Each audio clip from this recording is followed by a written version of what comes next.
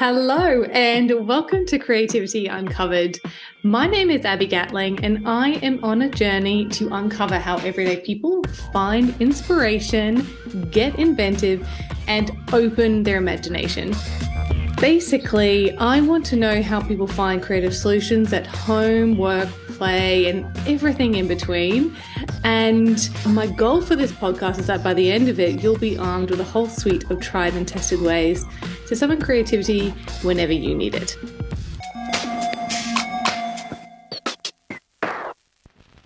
Now, today I'm speaking with Noah Healy, who's a professional data scientist and recreationally, he's a mathematician, just for fun.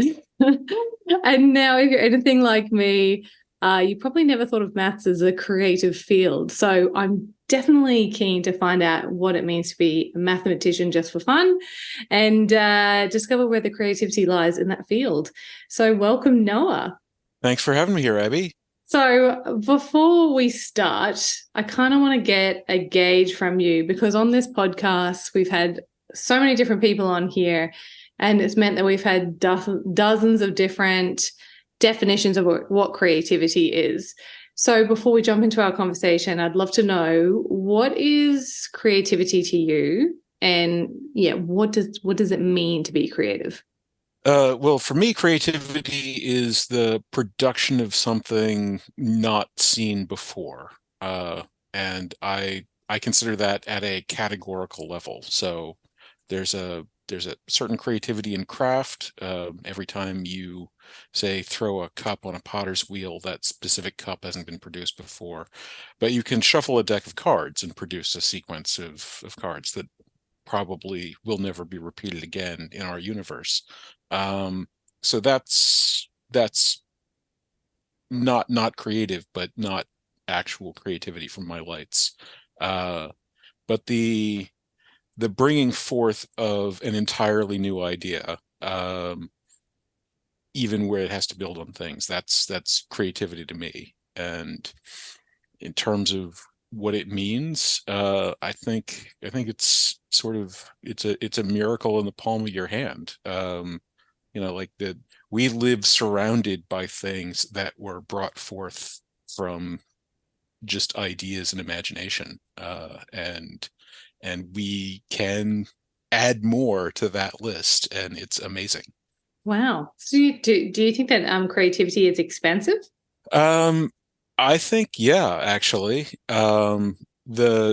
there's certain aspects. The specific thing that I like to pursue is inexpensive economically, but it takes a lot of time and effort for me. I'm not as smart as the smartest people who've ever lived. Um, and societally, there is a cost. Uh,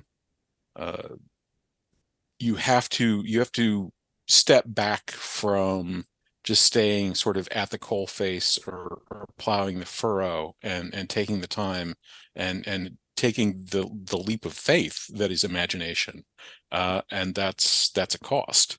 um, and I'm very happy to live in a time when many more people are are available to have that cost, and quite specifically, I am capable of generating enough free revenue that I've been able to carve that time out, without starving myself to death in the process. Well, that's good. No one wants you to be starving to death. But tell me, why is creativity important to you? um I think it's sort of foundational. It's a big universe. We have a small piece of it. It's a big planet. We have a small piece of that.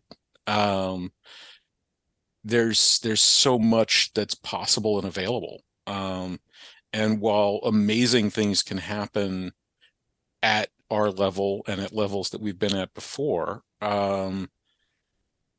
each of those things is leaving aside things that we know for a fact could have been created that would have made them so much more impressive. Um, One of the ones that I typically trot out is block and tackle, which was invented by Archimedes.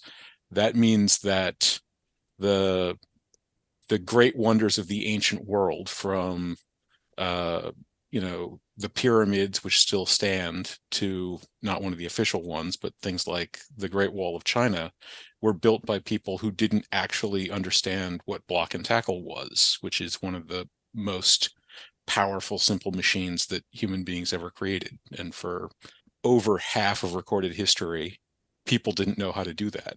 But another fun one I've thought of recently is hot air balloons. The enabling technologies to have allowed people to have constructed hot air balloons probably predate writing by 2 to 4,000 years. We don't have precise timing on when high Hmm. fat linen was generated, but hot air balloons weren't actually created until the Montgolfier brothers, I can't remember which one of the two of it was, watched clothes drying above a fire and noticed that they billowed upwards in the smoke, and decided to build a very large drying dress, more or less, and demonstrate that you could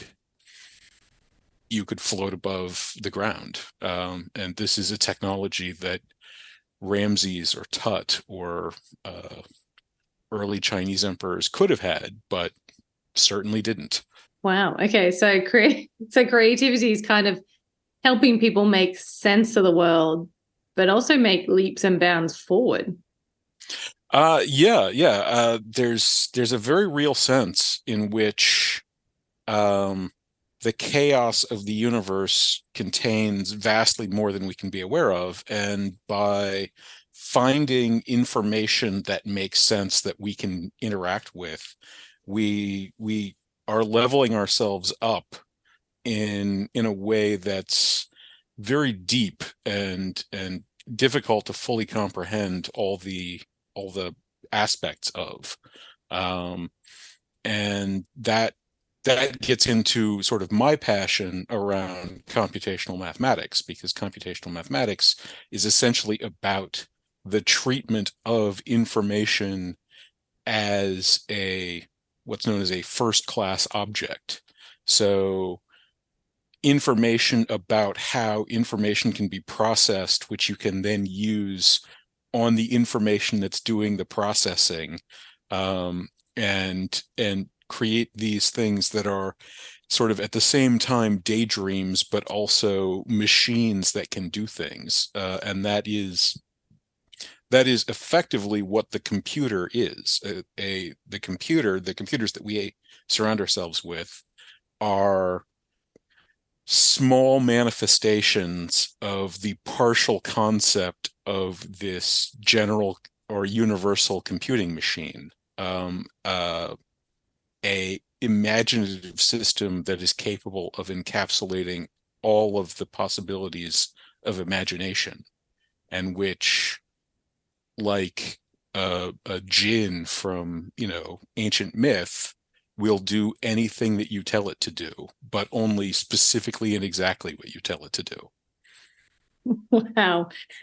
I feel like maths is kind of the ultimate problem solver for you. If I'm reading between the lines there, it helps you make sense of that.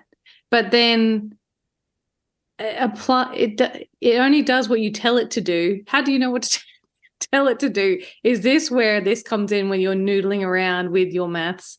You're like, how about this? And just applying different strategies. That's the basic challenge. So to find ways to hook these things into our actual experience, we have to have actual experiences.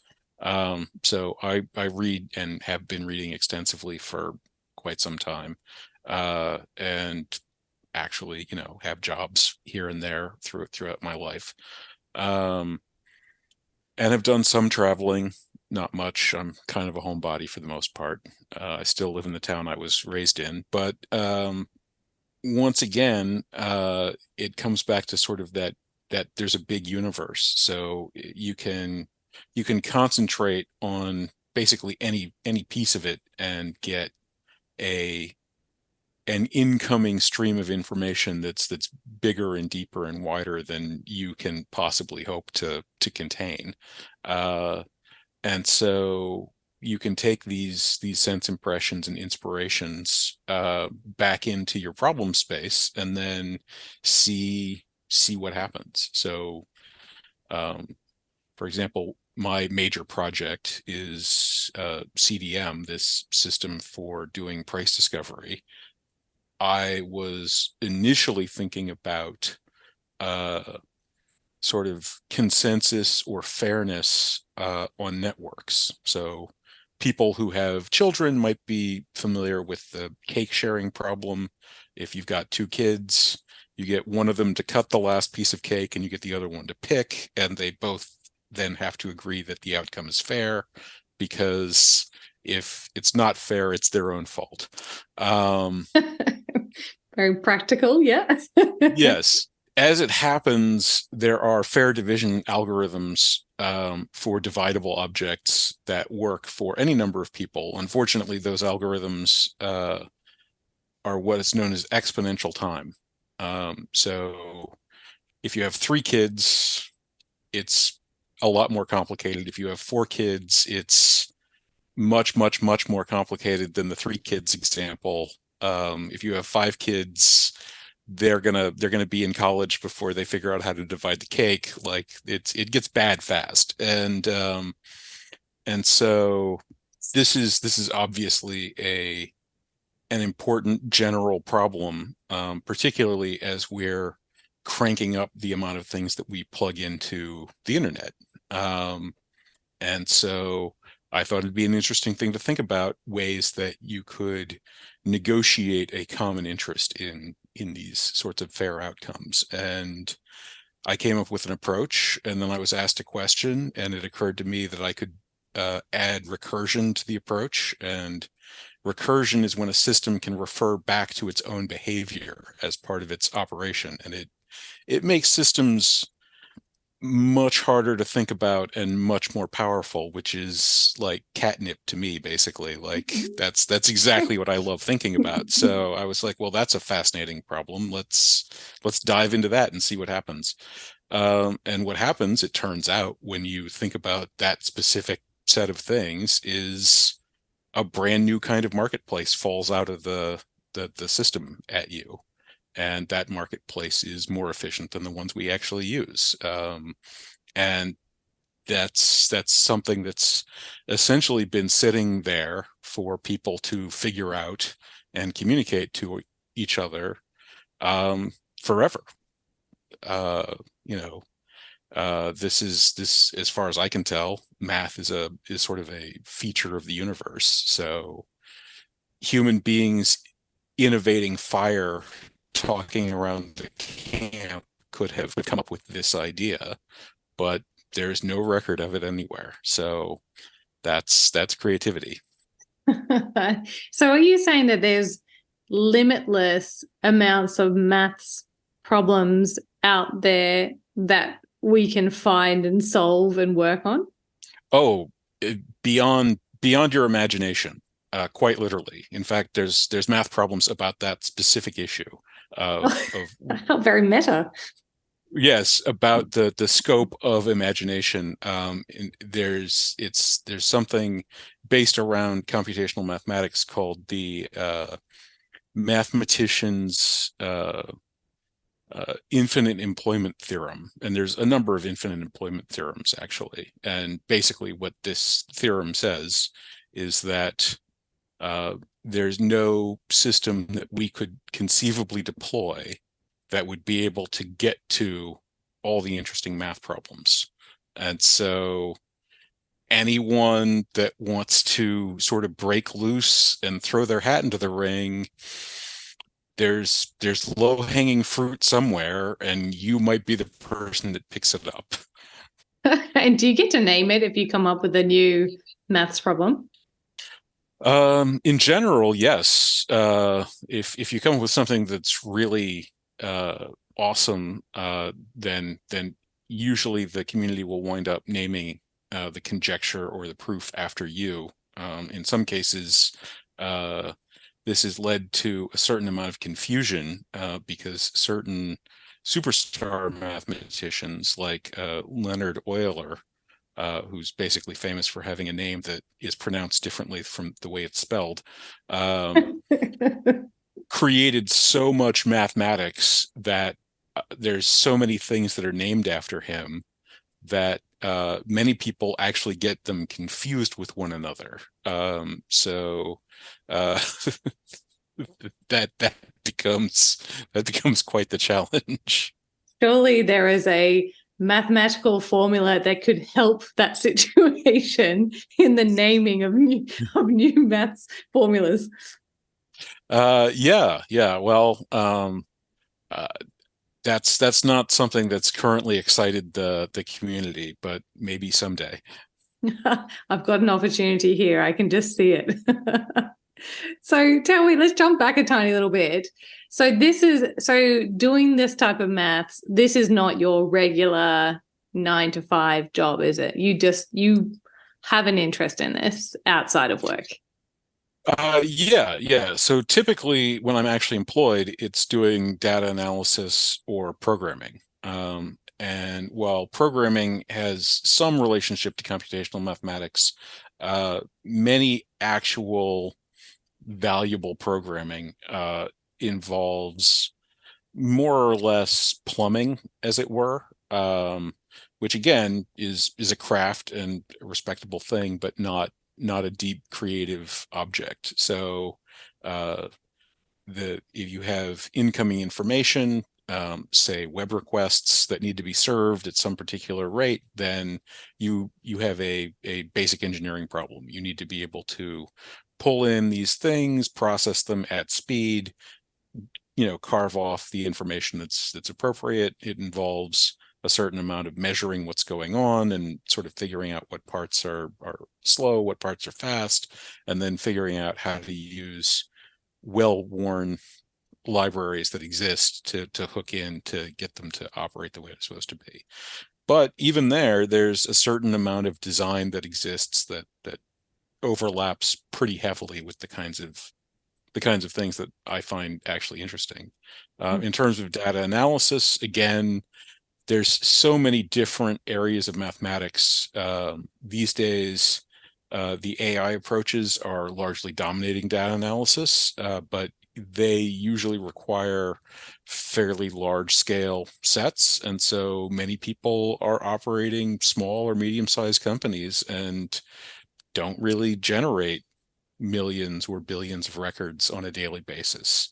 And if you're generating tens or hundreds of records, then techniques that go back hundreds of years are actually not merely sufficient, but actually better on average because they're easier and cheaper to deploy.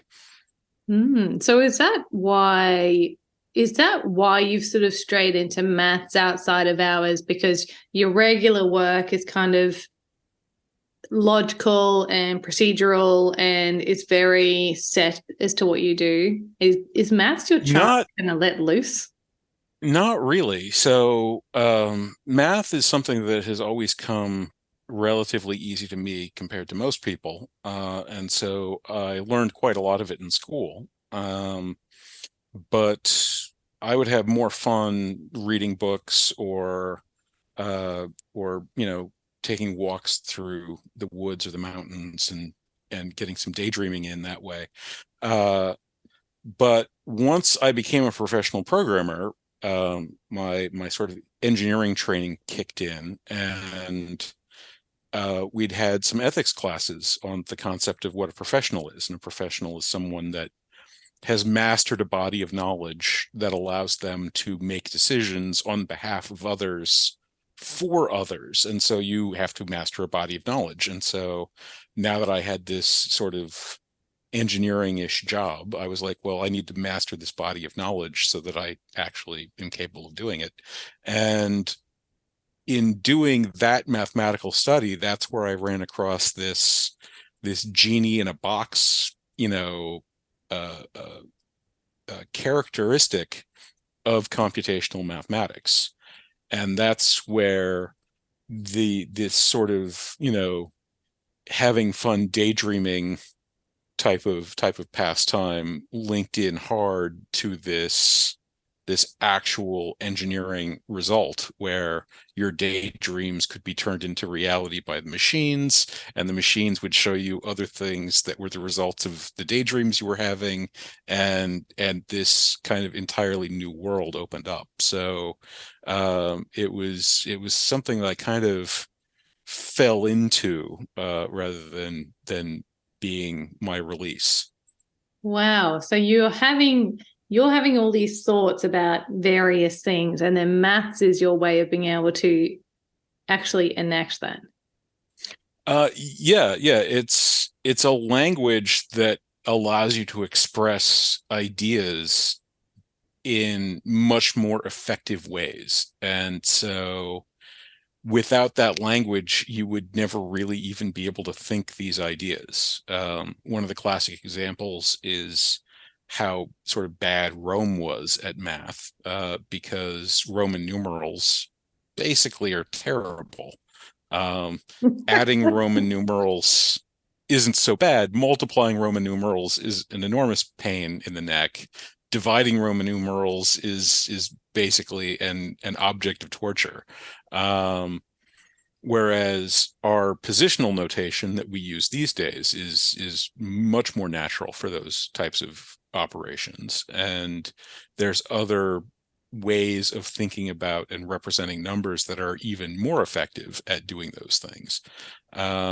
So there's a few different sort of angles going on where you're attempting to develop language to allow you to think about things, but that language development is itself embedded in this language of helping you to think about things. So as you get better at developing these new language ideas, you get better at being better at developing these new language ideas, and you find yourself deep into the weeds very, very rapidly.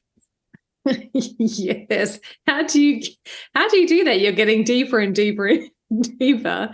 It's a whole cyclical thing. How do you know when to just stop? Is there a Well, cessation to these things? sleep, food, Oh. there's the body will stop you at some point, and that's usually what happens.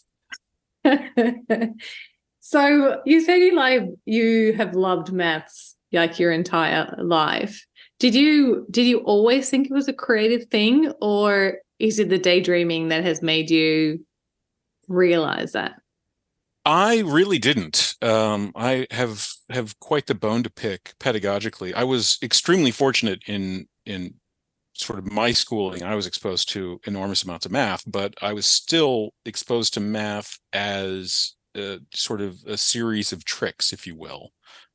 So, this is how you count. This is the order that numbers are in. And oh, by the way, now that you know that numbers are in this order, here's these shortcuts like addition and multiplication, and then there's these, division and fractions, and you keep building out and out from there. And each of these things, whether set theory or geometry or probability, were sort of presented as mechanical objects. It was just like, this is how the world exists. These are how these things are related. So it was like chemistry or physics. It's just like, if you stick some of this and some of the blue powder and some of the purple powder, and then you heat it up, then this happens. And so that's like how you add. And that was cool. I mean, I was very good at it. It was very easy for me to do these things.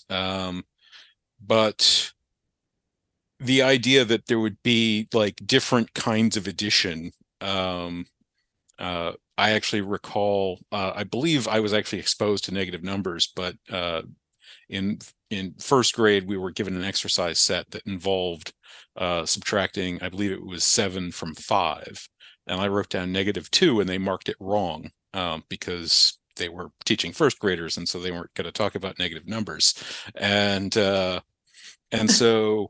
there was a bit of a disconnect where the the boundaries were very much in place, and it was all presented as a set of boundaries that these are exactly what you can do, and that's precisely what comes out. And that's fascinating in its own right, that there is this exactness that's possible. Um, Certainly children don't have a lot of experience with exactness and precision in their ordinary day-to-day lives, and I certainly didn't. I'm still a bit of a slob to this day. uh, but that creative aspect didn't really sort of exist for me. And and that broke a little bit when we got into geometric proofs. It broke a little bit more when I started studying computer programming. Um, but it didn't really shatter until I sort of wrapped my head around exploratory mathematics, and that would have been by the time I was in college. Yeah. Wow. Yeah. Because I mean, I suppose my schooling was similar, not the 5 - 7, which was what was the answer if it wasn't -2, by the way. The answer was there's no answer. Oh, oh, there you go. No, but I feel like certainly the schooling that I had in a few different countries, I actually went to school in 3 different countries. It was always that maths is logical, is definitive. There's one right answer, and there's one right way of doing things. And that's the opposite of creativity. It never sort of crossed my brain that it could be a creative pursuit. But I feel as though if you do consider it to be problem solving is a very creative pursuit. And that's essentially what you're saying there, isn't it? Well, problem solving, yes, is essentially a very creative pursuit. And I, although again, for my standards of creativity, problem solving doesn't necessarily hit the high notes because the problem would have to exist. And so to some extent, the thing that you're dealing with is still sort of just existing within its scope. Um, So you create the Whereas problem, then solve the problem. yeah, that might be more where the creativity lies. But within mathematics, there are these facts about ideas that, in particular, in the last 2 centuries, as the tools have become more and more sophisticated, and some of the things that have been thinking about it more and more abstract, um, that are shocking and surprising. Um, uh, things like the quintic. So many people are familiar with the quadratic formula. If you have an algebra problem that with second-degree equations, there's a straightforward way you can plug in the coefficients of the equation and pop out what the roots, the zeros of the equation are. As it happens, there's a cubic formula. It's a lot more complicated. There's a quartic formula, fourth power. It's a lot more complicated than the cubic formula. And for a while, people were looking for the fifth power one. They assumed it would be very, very complex, but they were checking it out. It turns out that there is no formula in fifth powers. You have to use other much more powerful techniques.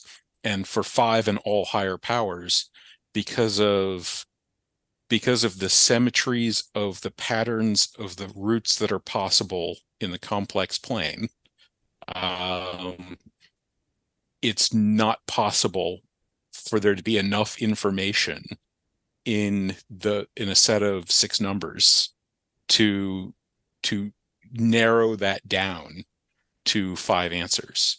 And that's true at every level. So there's, for a 100-degree polynomial, you'd have 101 numbers of information. That wouldn't contain enough information to tell you what the outcome is supposed to be. Wow. Okay. This is getting so complex. And I feel as though, is it important for you for people to feel like maths is creative?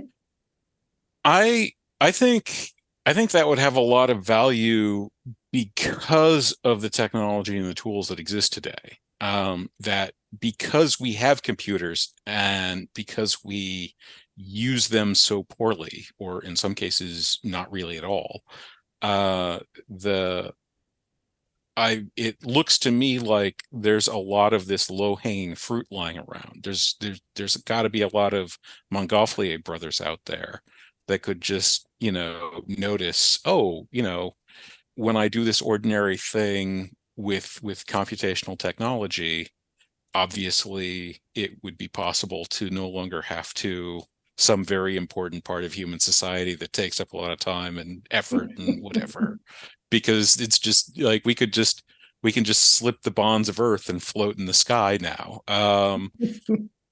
And I don't know what those things are, but I can't imagine that they're not there because nobody knew any of this stuff, 3 weeks ago, basically. Like this is all very, very new.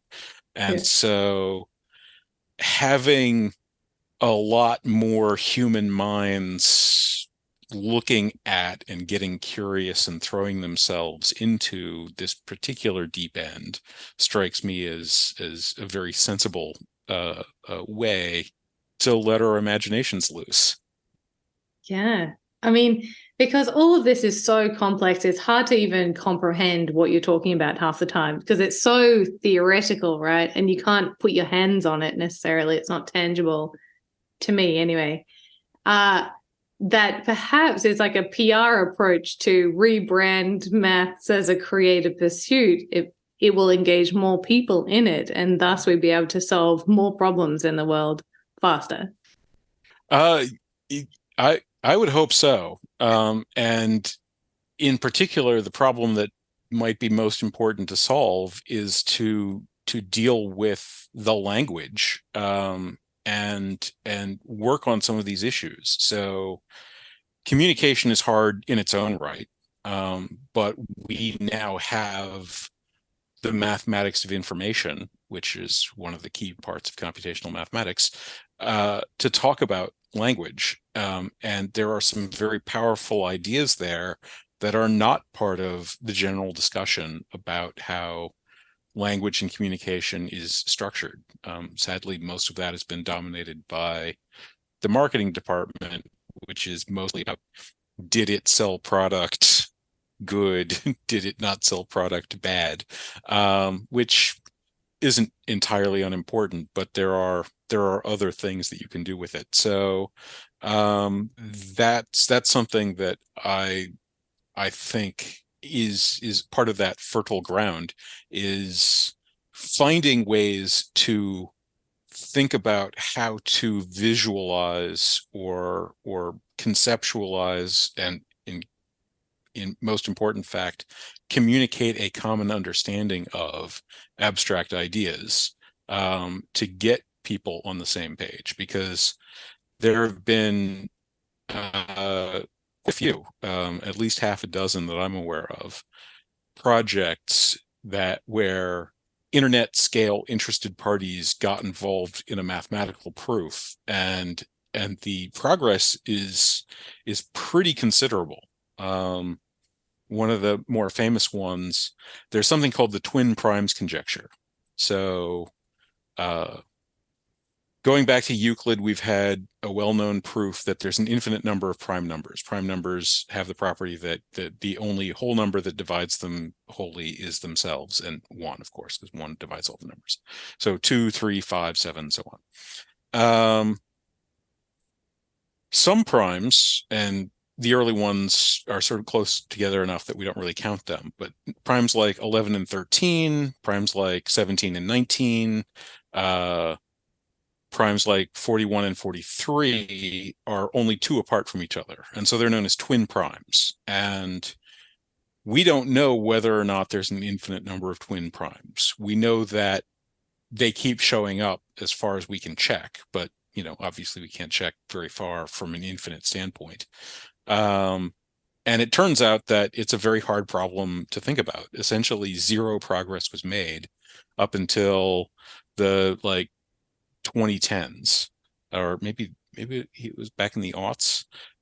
So this math professor whose wife had a job out of state, and so he said he had a lot of time to think for himself, came up with a proof that there were in fact an infinite number of primes that were separated by no more than, it was something like a few million, um, which might not sound like much, but nobody had ever made any progress on this problem at all in the thousands of years that had been proposed. And he That's had it. the sort of the very first stake in the ground. Yeah. Well, an internet collaboration of thousands of people took his approach and did the work of chasing down all the screw tightenings and doing all the computational pieces, and got that number down into the thousands, about a month after he published his paper.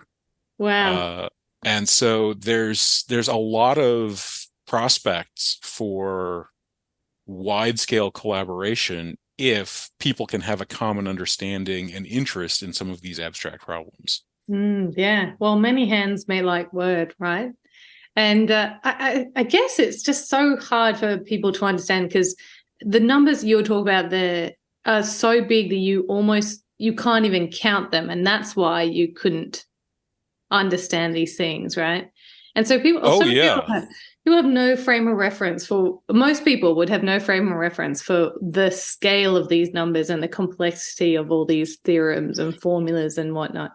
So, I there mean, are there are people who work in areas, this isn't sort of my thing, but there are people who work in areas of figuring out numbers that are so big that they have no reference except themselves.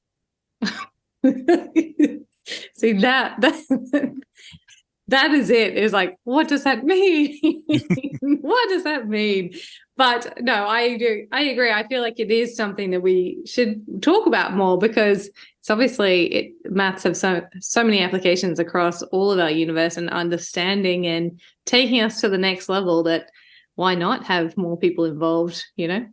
And well, maybe this podcast will be that step, is just to lifting the veil on maths a little bit more. Hopefully so.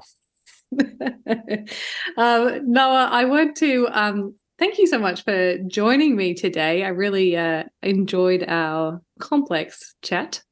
Thank you. Yeah, this was a lot of fun for me too. And I also want to say thank you to everyone who's tuned in to Creativity Uncovered today.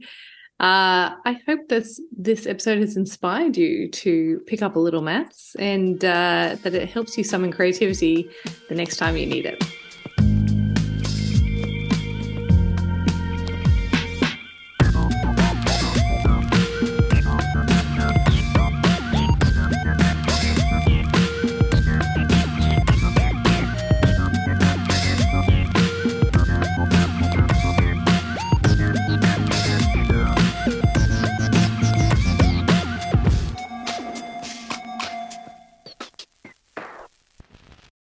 If you've made it this far, a huge thank you for your support and tuning into today's episode. Creativity Uncovered has been lovingly recorded on the land of the Cubby Cubby people, and we pay our respect to elders past, present, and emerging. This podcast has been produced by my amazing team here at Crisp Communications, and the music you just heard was composed by James Gatling. If you liked this episode, please do share it around and help us on our mission to unlock more creativity in this world. You can also hit subscribe so you don't miss out on any new episode releases.